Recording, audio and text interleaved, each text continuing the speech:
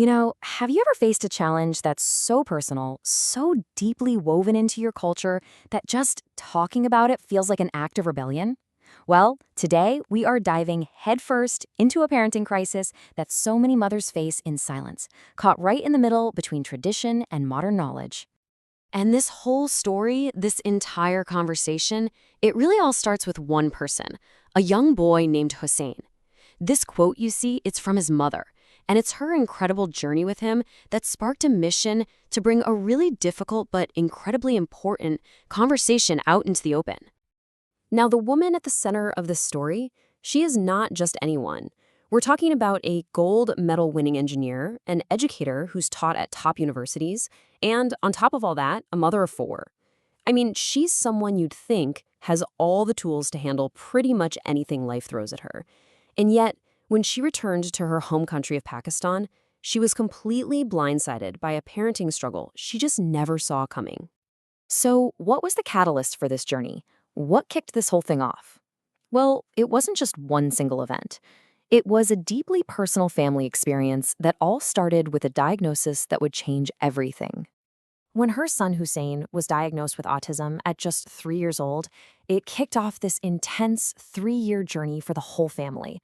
And listen, it was not easy. It involved a whole team of professionals, a huge amount of learning for everyone, and a really powerful support system. But through that struggle, they gained these incredible insights.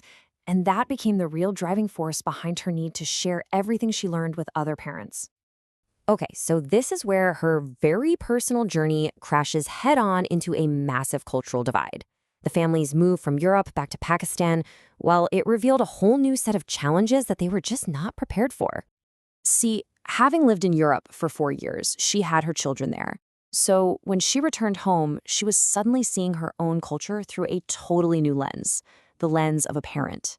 And what she saw was this stark, sometimes really jarring, difference in the fundamental ways people approached health, wellness, and just raising kids. And this really lays out that core difference, side by side. In Europe, the focus was overwhelmingly on prevention, through nutrition and food quality. But back home in Pakistan, the approach so often centered on cures and medicine, all guided by tradition and the wisdom passed down through generations. I mean, we're talking about two completely different philosophies on how to keep your family healthy.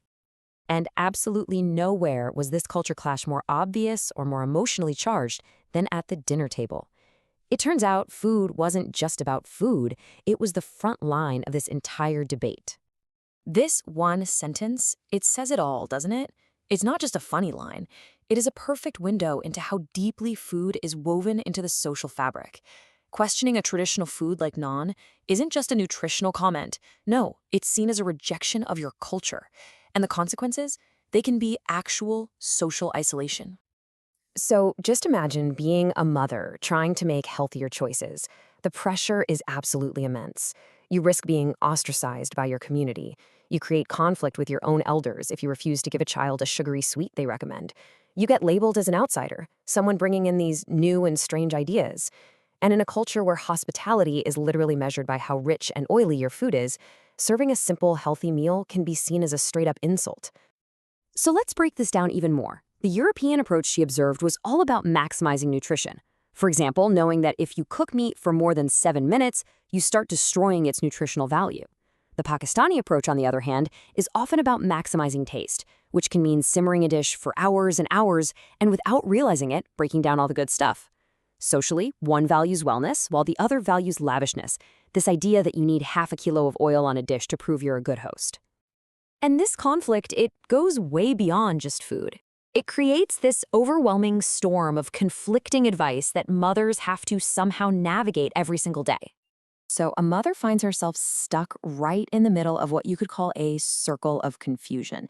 She gets advice from grandparents, which is based on decades of tradition.